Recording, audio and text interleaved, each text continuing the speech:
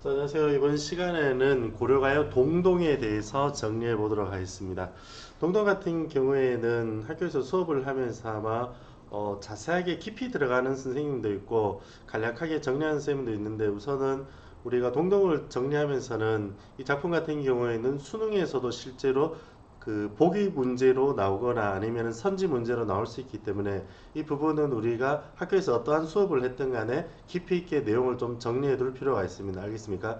그래서 반드시 지난 시간에 했던 고려가에 대한 일반적인 개념 정리를 여러분들이 반드시 하고 가야 됩니다.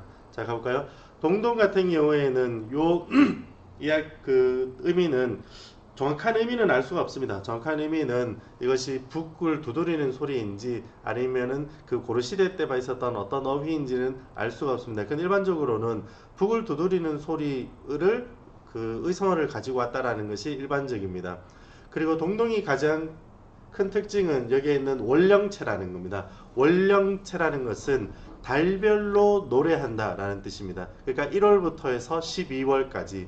그런데 그 달별로 노래하는 내용들이, 이 월령체라는 것이 동동 같은 경우에는 사랑 노래가 중심이지만은 이 다른 어떤 작품들 같은 경우에는 그것이 하나의 어떤 세시 풍속이 될 수도 있고 혹은 농사일이 될 수도 있고 그 내용은 바뀔 수 있습니다. 그래서 월령체라는 어떤 형식 속에서 당시 민중들의 의식들이, 생활상들이 굉장히 디테일하게 들어가 있다. 이런 것이 월령체입니다. 근데 월령이다 보니까 1월부터 12월까지 진행이 되죠. 그러면은 그 시상의 전체적인 전개 방식이 무슨 방식이 될까요? 시간의 흐름이 될 수밖에 없는 거죠. 그래서 여기에 있는 월령체라는 것은 반드시 추보식 구성을 띌 수밖에 없습니다. 우리가 중학교 때까지는 시간의 흐름 이러한 개념을 가지고 공부를 했었잖아요. 근데 반드시 고등학교 들어와서는 이 추보식 구성을 가지고 외우고 있어야 됩니다. 알겠습니까? 중학교 때 배웠던 개념적인 어휘와 그리고 고등학교에서 사용하는 개념적인 어휘가 다르기 때문에 그 내용들을 좀 정확하게 여러분들이 공부를 해둬야 됩니다. 자, 그러면 처음부터 볼까요? 덕이라는 것은 곤배의 받잡고, 복이라는 것은 님배의 받잡고, 덕은 복이며 뭐뭐 합니다. 이렇게 되어 있잖아요. 그죠? 그러면은 이 부분에서는 여러분들이 공부할 때 어떻게 하냐면은 곤배가 뒷잔에 신령님께, 님배가 앞전, 이렇게 외울 필요는 없습니다. 여러분들 할 때는 덕을 바치다, 그리고 복이 나온다, 이런 내용으로만 충분합니다. 알겠습니까? 다만 여러분들이 해야 될 것은 뭐냐면은 요 내용은 바로 송도의 내용이라는 겁니다. 송도라는 것은 다르게 송축이라는 의미로도 나오기도 하고 혹은 예찬 이렇게도 나옵니다. 뭐냐면은 이렇게 보세요. 지난 시간에 우리가 정리했다시피 고려가요라는 것은 민중들의 노래이지만은 조선 초기에 궁중에서 기록이 되는 과정에서 삭제가 되고 첨가가 되고 변형이 됩니다. 그 중에서 비속한 어떤 표현들이나 야한 내용들은 삭제가 되고 왕에 대한 송축의 내용들이 새롭게 첨가가 되죠.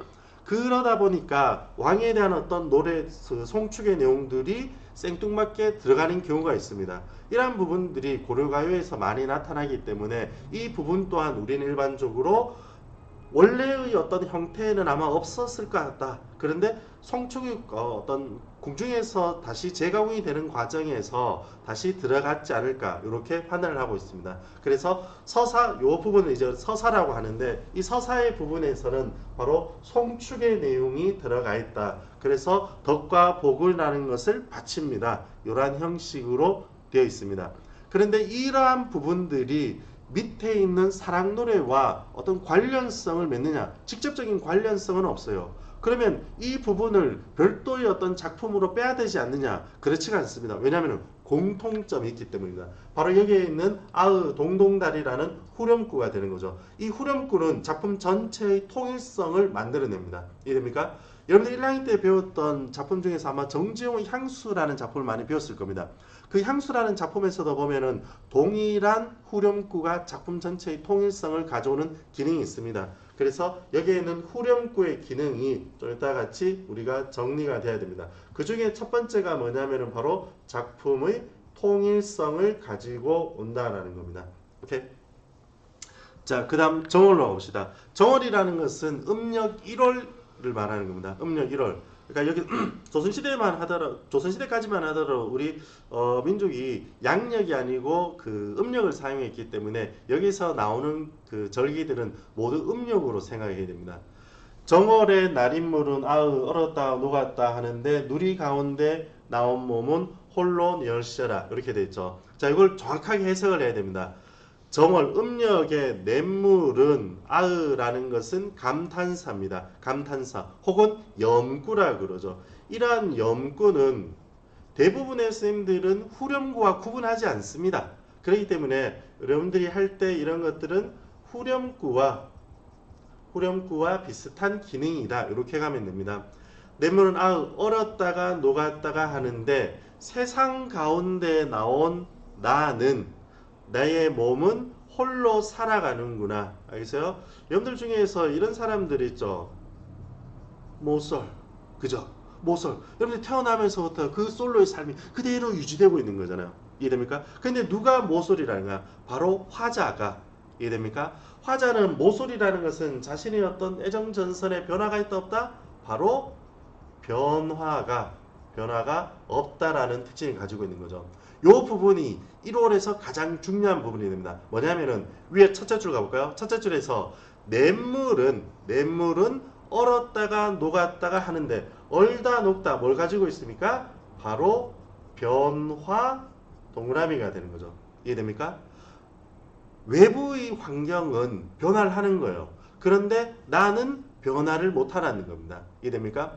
그래서 동동을 우리가 공부하면서 여러분들이 해야 될 것은 뭐냐면 제일 중요한 겁니다. 바로 각 연에서 나타나는 가장 주된 특징을 잡아야 됩니다. 자, 1호는 뭐라고요? 1호는 대조를 통한 화자의 외로움의 정서를 강화시키고 있다. 이해됩니까? 근데 그러한 것이 어떠한 방식으로 대조가 되느냐? 요겁니다. 변화와 변화 X라는 겁니다. 이런 것들은 다른 시조에서 같이 겹쳐서 나올 수가 있습니다. 자, 시조 중에서 어떤 시조가 있냐면은 어떤 화자가 패망한 고려의 땅을 밟습니다. 그리고 나서 이런 말을 합니다. 산천은 의구한데, 즉 산과 물과 강은 옛날과 의구 동일하다는 겁니다. 그런데 인걸은 간데없다. 사람들은 간데없다라는 겁니다. 그 융성했던 고려의 어떤 왕조가 망해버리고 이제는 풀과 나무밖에 남지 않았다는 겁니다. 그러면 거기에서의 화자의 어떤 정서도 마찬가지죠. 화자 자신을 둘러싼 고려의 환경과 사람의 어떤 내적인 부분들은 변해버린 겁니다. 그런데 그 외부적인 환경은 변화가 없다라는 겁니다. 물론 여기서는 반대적이죠. 대조의 방식이 외부적인 자연은 이 작품에서는 변화가 없다라는 거고 좀 전에 쌤이 그 시조를 언급했던 부분은 외부적인 환경은 변화가 없는데 인간사는 변화있다. 이렇게 나옵니다. 그래서 대조의 방식을 가더라도 그 대조의 방식이 어떠한 키워드를 통해서 대조를 하고 있느냐 그 부분을 정확하게 찍어내야 됩니다. 됩니까? 그래서 정월은 어떤 화자의 외로움의 정서를 외부적인 환경과 대조를 통해서 나타내고 있습니다. 그래서 화자의 정서는 뭡니까? 고독이라는 부정적인 정서를 가지고 있습니다. 자, 2월로 갑시다. 2월 보름에 높이 켠 등불 같다. 높이 켠 등불 같구나. 만인을 비출 짓이 있다. 세상 만인을 비출 만큼의 모습을 가지고 있다라는 겁니다. 다시 가볼까요? 음력 2월 보름에 높이 켠 등불 같이 누군가가 여기서 생략된 부분이 있죠. 누군가가 만인이라는 것은 세상 모든 사람입니다. 세상 모든 사람을 비출 것만 같은 뭔가 모습을 가지고 있다는 겁니다. 그러면 누군가의 모습이 등불처럼 빛나고 있는 거예요. 좋아 안 좋아? 좋잖아. 그렇기 때문에 이 등불을 통해서 누군가의 대상을 뭐 하고 있습니까? 바로 송축을 하고 있는 거죠. 이해됩니까? 다시 1월로 가볼까요? 1월 같은 경우에는 정서적인 부분이 부정적이어서 긍정적이어서 부정적이었죠. 왜냐하면 화자의 외로움의 정서가 나타났기 때문에. 그런데 2월 같은 경우는 어때? 어떠한 대상을 송축, 예찬하고 있다는 겁니다. 이해됩니까? 그래서 보면은 이 부분에서 송축의 내용이 나온다는 겁니다. 그러면 송축의 내용은 차라리 어디에서 가까워? 1월보다는 어디? 저 바로 서사 부분에서 훨씬 더 가까웠죠. 그렇기 때문에 이 고려가요의 특징 중에 하나가 뭐냐면은 각각 개별적인 부분들이 일정한 통일성을 이루고 있는 것이 아니고 부분적으로 이질적인 부분을 가지고 있다는 겁니다. 이해됩니까? 그래서 이 동동 같은 작품을 이해할 때는 전체적인 것은 어떤 사랑노래, 화자의 쓸쓸함, 외로움이 중심이지만은 이 부분적으로 송축의 내용이 중간에 들어가 있다라는 것이 여러분들이 학교에서 선생님이 언급을 했다면은 반드시 그 부분이 어디인지를 정확하게 분리해서 여러분들이 이해를 해야 됩니다. 이해됩니까? 그래서 높이 켠 등불을 통해서 송축을 하고 있다. 그러면 2월에서의 가장 핵심적인 소재는 뭡니까? 바로 높이 켠 등불 이 부분이 되는 거죠. 오케이?